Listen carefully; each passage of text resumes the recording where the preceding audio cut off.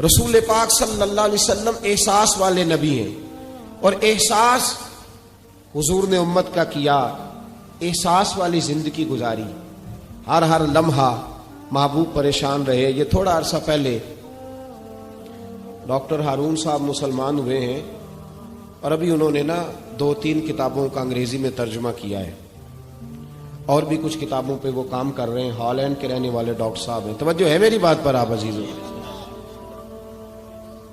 Doctor صاحب کہتے ہیں کہ میں نے یہ سنا تھا کہ مسلمان دہشت گرد ہیں، یہ بم بلاسٹ کرتے ہیں۔ تو میں جہاں لفظ اسلام آتا تھا وہاں سے میں تھوڑا بچ جاتا تھا، پیچھے ہٹ جاتا تھا، لیکن میرے مزاج کے اندر یہ بات شامل تھی کہ میرے اندر اللہ نے بڑا انسانیت کا جذبہ رکھا ہوا تھا۔ تو میں ایک تنظیم قائم کر رہا تھا، میرا خیال تھا کہ ایک ایسی جماعت بناؤں کہ جو پوری دنیا کے اندر اسلام، توجہ ہے میرے عزیزوں کی؟ کہتے میرا خیال تھا ایسی جماعت قائم کروں کہ جو پوری دنیا میں لوگوں کی خدمت کرے، اور بغیر امتیاز کے کرے، اسلام والوں کی بھی اور غیر مسلموں کی بھی۔ لیکن مجھے بڑا دھچکا رہتا تھا کہ مسلمان سخت گیر قوم ہے۔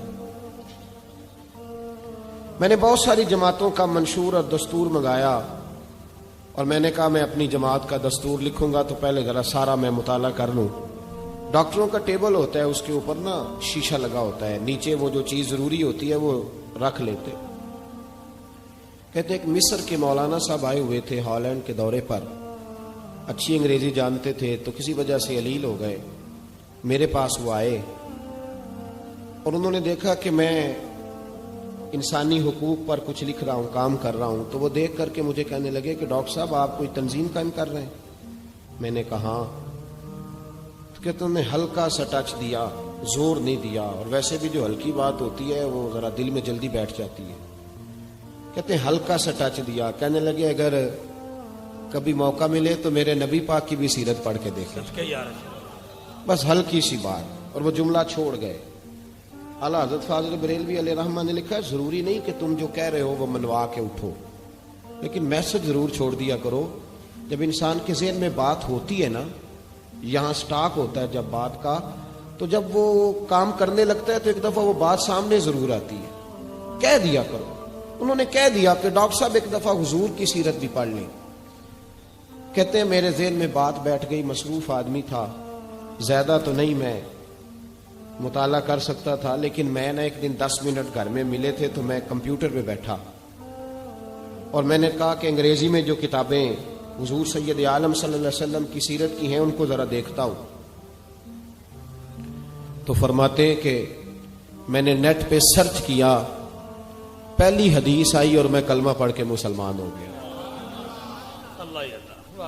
حدیث کہاں ہے؟ سبل الہدی والرشاد میں بھی ہے، کنز المال میں بھی ہے، مسند احمد میں بھی ہے، ابن اسحاق میں بھی ہے، ابن اشام میں بھی ہے، اور شاید سیرت کی تمام کتابوں میں آپ کو روایت مل جائے۔ نبی پاک صلی اللہ تعالی علیہ وسلم کی حدیث اور روایت کرتے ہیں حضرت سلمان فارسی رضی اللہ تعالی عنہ، اور ساتھ ہیں سیدنا بلال حبشی رضی اللہ تعالی عنہ۔ فرماتے ہیں ہم گھر سے نکلے، حضور نے فرمایا ذرا جلدی چلو ایک ضروری کام ہے۔ فرماتے ہیں بڑی تیزی کے ساتھ آج روٹین سے ہٹ کر محبوب نے تیز تیز قدم مبارک اٹھائے، تیز تیز، اور فرماتے ہیں ایک گلی ہم نے کراس کی، دوسری گلی میں جو پہنچے تو پھٹے پرانے کپڑے، سادی سی بی بی، اور حالت بتاتی تھی کہ بیچاری کسی غریب گھر کی ہے۔ وہ سڑک پہ کھڑی تھی اور رو رہی تھی۔ میرے کریم رسول نے فرمایا بلال اسے پوچھو کیا مسئلہ ہے، کیوں روتی ہے؟ تو حضرت سلمان عرض کرتے ہیں میں نے کہا حضور میں پوچھ لیتا ہوں، آپ جائیے، کام بڑا ضروری ہے جو نکلیں، میں معلومات کرتا ہوں۔ تو محبوب نے فرمایا نہیں، اس کے آنسو پوچھنے سے ضروری کوئی کام بھی نہیں، پہلے اس کی داد رسی ہوگی، اسے پہلے پوچھا جائے گا۔ روتے نہیں رہتے لوگ گھروں میں، لوگ گزر نہیں جاتے چپ کر کے؟ کتنے لوگ تڑپتے، کون احساس کرتا ہے؟ نبی پاک سید عالم صلی اللہ علیہ وسلم رکے اور اس خاتون سے پوچھا کیا بات ہے؟ اس نے کہا کہ بات کوئی بھی نہیں، میرا ایک ہی موٹا سا مسئلہ ہے۔ کہا وہ کیا؟ کہنے لگی میں غریب ہوں، اور غریبی بذات خود بہت بڑا گناہ ہوتی ہے، لوگ بڑا جرم سمجھتے ہیں اس کو، بذات خود میں نے شروع میں کہا نا کہ مذہبی سٹیج کی بھی صدارت غریب آدمی نہیں کر سکتا، کیونکہ غریب جو ہوا جہد کول دتھی ہونی انہیں نیڑے بہنا ہے نا جی، جہد کول نہیں انہیں تو پیچھے جا کے بہنا اینڈ تے کول کہڑا دتھی ہے۔ اس سٹیج پہ بھی غریب آدمی کی صدارت نہیں ممکن ہو ہی نہیں سکتا۔ میرے رسول پاک سید عالم صلی اللہ تعالی علیہ وآلہ وسلم نے فرمایا پہلے اسے پوچھو کیا مسئلہ ہے۔ وہ کہنے لگی میں غریب ہوں، بوڑھی ہو گئی ہوں، ساری زندگی غلامی میں گزاری ہے، تیل لینے آئی تھی 5 دینار کا، بوتل میں تیل بھروایا ہے، اور اب بوڑھی ہوں نا تو کمر درد کرتی ہے، پیر پیچھے موڑا ہے تو میں گری ہوں، تیل زمین پی گئی ہے، اب زمین تو واپس نہیں کرتی، لیکن واپس جاؤں گی تو ایک یہودی عورت کی ملازمہ ہوں، وہ درے سے مارے گی، کھال ادھیڑ دے گی، میں بڑی پریشان ہوں، اب نہیں مار کھائی جاتی، ہڈیاں بوڑھی ہیں، قربان جاؤں۔ حضرت بلال کو حضور نے حکم دیا، فرمایا دوڑ کے گھر جا 5 دینار لا۔ فرماتے ہیں 5 دینار لائے، تیل خرید کے دیا، وہ پھر رونے لگی۔ فرمایا آپ کیوں روتی ہے؟ اس نے کہا بتایا نا غریب ہوں، غریب کا جرم کوئی نہیں ہوتا، لیکن پیس دیا جاتا ہے، پھر بھی مار تو اب بھی پڑے گی، اب کیوں پڑے گی؟ تو عرض کرنے لگی محبوبہ مار اس لیے پڑے گی کہ دیر سے کیوں آئی ہے۔ تو میرے کریم رسول اور وہ بی بی حضور ابھی آئے ہیں مدینہ طیبہ، امام یوسف صالحی فرماتے ہیں ابھی آئے تھے حضور، سبل الہدی والرشاد کے مصنف کہتے ہیں ابھی آئے تھے نبی پاک، وہ جانتی بھی نہیں تھی۔ تو سید عالم صلی اللہ تعالی علیہ وسلم نے فرمایا اچھا مار پڑے گی؟ کہا ہاں۔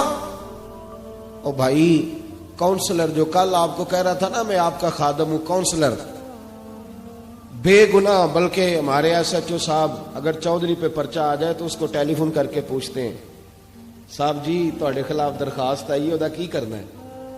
تو غریب آدمی بیچارہ، اس کی غلطی یہ تھی کہ وہ غریب تھا تو اس نے ریڑھی لگا لی چوک میں، اس کو دبوچ کے لے گئے، تینوں پتہ نہیں اتنے نہیں کھلوئی دا، تو اس کے پاس کل انویسٹمنٹ ہی 5000 تھی، سارا لے گئے۔ پھر وہ کونسلر صاحب کے پاس چلا گیا، سر میرے نال چلے آجے ذرا میں تھانے جانا۔ انہوں نے کہا گڈی کرائی آ، پیسے ہے نہیں ایویں تھانے جائیدا ہے۔ اب وہ گاڑی لایا ہے، پتہ نہیں کہاں سے لایا ہے، تھانے پہنچا ہے، اور یہ ہے ہمارا حال کہ وہ ایس ایچ او بھی بیٹھا ہے کرسی پہ اور کونسلر بھی کرسی پہ بیٹھا اور وہ غریب پیروں میں بیٹھا ہے اور ہاتھ باندھ کے کہہ رہا میری ریڑھی دے چھڈو، میریاں 4 تیاں نے تو میں شامی کھانا کھڑنا ہے۔ کدھر گیا امت کا وہ ذوق؟ ساری زندگی نعتیں سننے والوں بتاؤ تو صحیح نعت نے تاثیر کیا دی ہے روح کو؟ اگر ابھی بھی گھاڑی غریب کے پاس کھڑی نہیں ہوتی تو پھر کیا اثر ہوا ساری زندگی نعت سننے کا؟ میرے مصطفیٰ کریم سید عالم صلی اللہ تعالی علیہ وسلم نے فرمایا اس خاتون سے یہاں کونسلر ساتھ نہیں جاتا، کہتا ہے کر دیا ٹیلی فون، سویرے 9 بجے پہنچ جانا۔ پر کائنات کی سب سے معزز شخصیت حضرت سیدنا بلال حبشی رضی اللہ تعالیٰ عنہ فرماتے ہیں میرے نبی پاک نے فرمایا بی بی چل میں تیرے ساتھ چلتا ہوں، گویا اللہ کی ساری رحمتیں اس کے ساتھ ساتھ چلنے لگی۔ اور آگے آگے نہیں، ساری کتابیں پڑھ لو، وہ پھٹے پرانے کپڑوں والی بی بی آگے آگے اور اللہ کے کریم رسول پیچھے پیچھے، ساری گلیاں اس نے پھرائی، مدینے کی صحرا آ گیا۔ ایک دروازے پہ دستک دی، سے مالکن آئی، وہ بی بی بعد میں کہتی ہے میں بھی بڑی ڈاڈی تھی، طاقت ہی نہیں تھی میرے سامنے کو کھڑا ہو سکے، لیکن جب میں باہر نکلی تو میں نے نور کے حالے میں لپٹی ہوئی ایک عظیم ہستی کو دیکھا۔ فرماتے محبوب کے گورے چٹے رنگ کے اوپر کالی زلفیں اور محبوب پاک کی مقدس آنکھیں جب تک بات کرتے رہے نظریں زمین پہ جھکی رہی۔ شرم و حیا والے رسول نے بڑے میٹھے، بڑے دھیمے، بڑے خوبصورت لہجے میں کہا، بریلی کے امام فرماتے ہیں نیچی نظروں کی شرم و حیا پہ درود، بڑے دھیمے لہجے میں فرمایا تیری نوکرانی ہے تیری؟ عورت کہتی ہے میں تو حضور کے جلووں میں محو ہو گئی کہ سادگی میں اتنا حسن میں نے دیکھا ہی نہیں، تیری نوکرانی ہے؟ کہا تو میرے محبوب نے فرمایا بیچاری کی غلطی کوئی نہیں، اسے مارنا نا، اس سے تیل گر گیا تھا، نیا خریدتے دیر ہو گئی، رو رہی تھی تو میں سفارش کرنے آیا ہوں۔ وہ خاتون کہتی ہے کسی کی نہیں مانی تھی، پر محبوب کے جملوں میں تاثیر اتنی تھی، ککھ سواد نہیں مشری اندر، اساں کھنڈا می چکھ ڈٹھیاں، انہاں ساریاں شیواں نالوں گلاں سجن دیاں مٹھیاں۔ فرماتے ہیں نبی پاک صلی اللہ تعالی علیہ وآلہ وسلم نے فرمایا کچھ نہ کہنا. کہنے لگی نہیں کہتی، میرا وعدہ رہا، کچھ نہیں کہوں گی. اب میرے حبیب نے پھر نظر اٹھائی اور اس غریبنی کی طرف دیکھا اور فرمایا تو اگر کہے تو میں جاؤں، تو اگر کہے تو میں خود بھیک دے، خود ہی کہے منگتے کا بھلا ہو، تو اگر کہے تو میں جاؤں. اس نے خراج پیش کیا تو چند آنسو گرائے. کہنے لگی محبوبہ جیسے بندہ نوازی. حضور نے رخ پھیرا. حضرت بلال کہتے میں پیچھے رہ گیا تو وہ دونوں بیبیاں دوڑ کے میرے پاس آئی. کہنے لگی بتا تو صحیح ہے کون، یہ بتا تو صحیح کون تھے. تو حضرت بلال کہنے لگی تم نہیں جانتے. جناب بلال فرمانے لگے یہی تو ہیں جنہیں اللہ نے سچا رسول بنا کے بھیجا ہے. بیبیاں دوڑ کے آئی. کہنے لگی محبوبہ دروازے تک آئے ہو تو خالی تو نہ لوٹاؤ، مہربانی فرماؤ ہمیں بھی کلمہ پڑھا دو. ڈاکٹر ہارون کہتے ہیں وہ بیبیاں وہاں کلمہ پڑھ رہی تھی اور میں حدیث